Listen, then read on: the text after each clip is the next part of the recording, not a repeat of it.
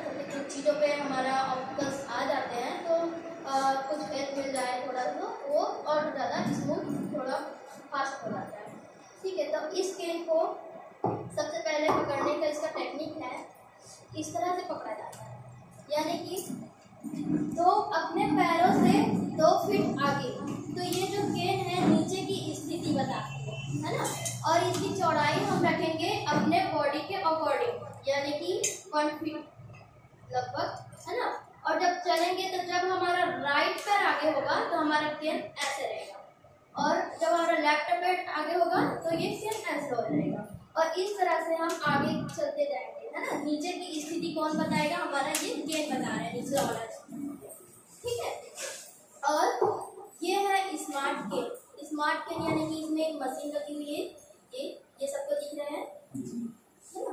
तो ये मशीन जो है, असल में हुआ क्या, मैंने अभी थोड़ी देर पहले बताया था, आवश्यकता आविष्कार की जरूरी है ना।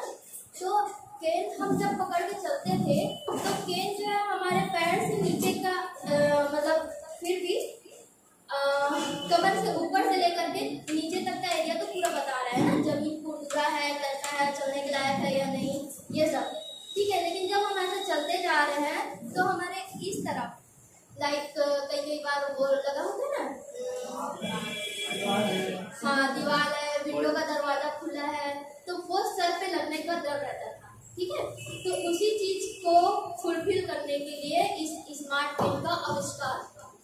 तो ये जो मशीन है ये किस तरह से वर्क करता है इसको मैं आपको बताती हूँ।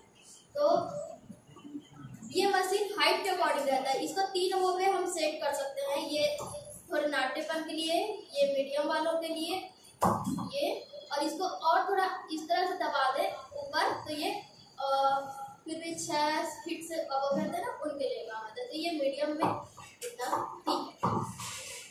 अब आता है इसको ऑन ऑफ करने के लिए। सबसे पहले ये बैटरी से चलता है, इसमें हम चार्ज लगाते हैं जो कि 8 घंटे ऐसा किस टाइप से चल देता है। तो ऑन करती हूँ मैं,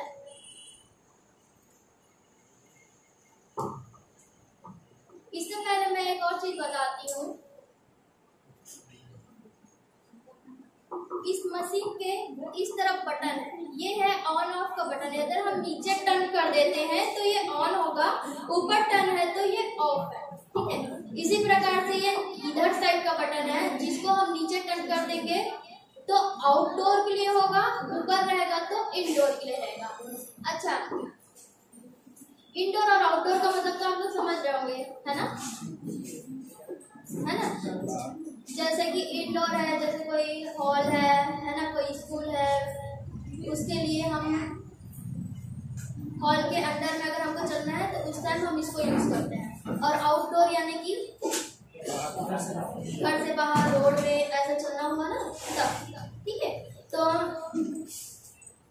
ये केन जो है, वैसे तो हम अंदर में रहते हैं तो हम, अच्छा आउटडोर और इंडोर से मतलब इतना ये है कि ये काम क्या करता है, ऊपर की चीजों को बताने का काम करता है ना। तो इसकी दूरी कम ज्यादा हो जाती है। ये जब ये इंडोर में रहता है तो ये कम फीट की दूरी में बताता है, और जब ये दूर में रहता है, सॉरी आउटडोर में रहता है तो ये थोड़ा दूर की चीजों को बताता है, यानी कि 3 फीट को कवर करता है ना। तो मैं इसको ऑन करती हूँ।